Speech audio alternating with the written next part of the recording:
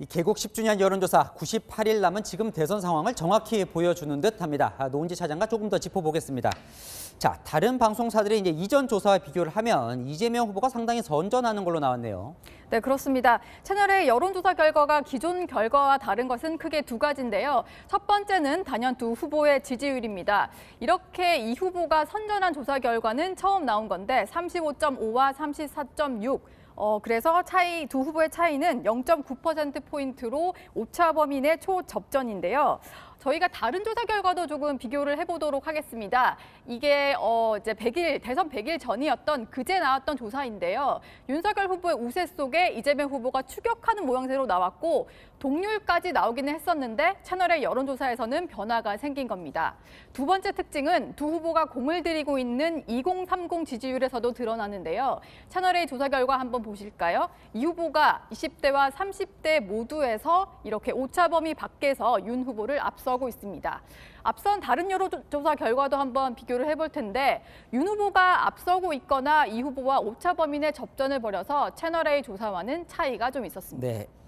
궁금한 게 있는데요. 저희 조사 결과가 최근 이제 국민의힘 윤석열 후보와 이준석 대표 간의 갈등이 반영이 된 겁니까? 이 여론에 반영된 건지가 궁금한데요. 네, 앞서 보여드렸던 다른 방송사의 그 여론조사 결과가 언제 조사가 이루어졌는지를 봐야 될 것 같은데 다른 언론사는 지난주 금요일부터 일요일까지의 여론이 반영된 결과들이고요. 저희는 11월 29일 이번 주 월요일도 포함한 조사였습니다.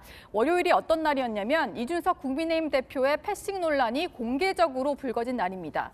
이 대표는 이날 오전에 라디오 인터뷰 때도 또 선대위 회의 때도 불편한 심기를 감추지 않았는데 한번 들어보시죠.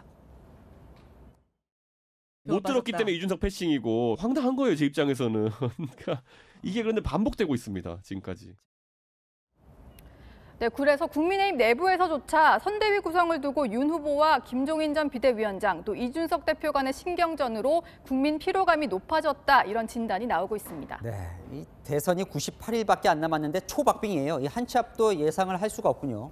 네, 그렇습니다. 이 조사 항목을 또 유의 깊게 지켜보셔야 할 것 같아서 제가 준비를 해봤는데 아직 후보를 결정하지 않았다는 응답이 38.6%로 나타났습니다.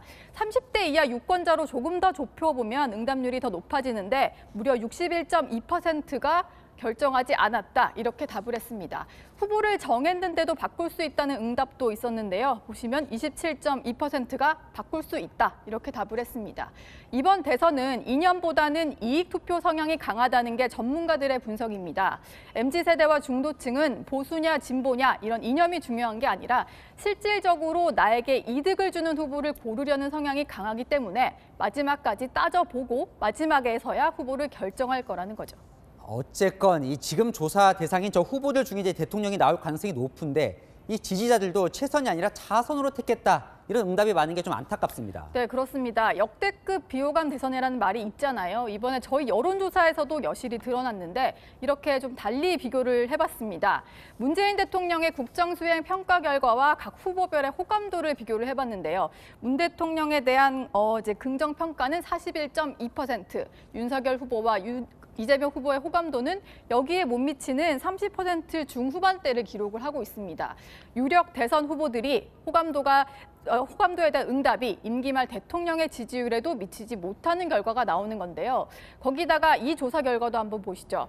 윤석열 후보의 경우에는 이렇게 정권 안정보다 정권 교체에 대한 열망이 높은데도 불구하고 그런 여론을 흡수하지 못하고 있습니다.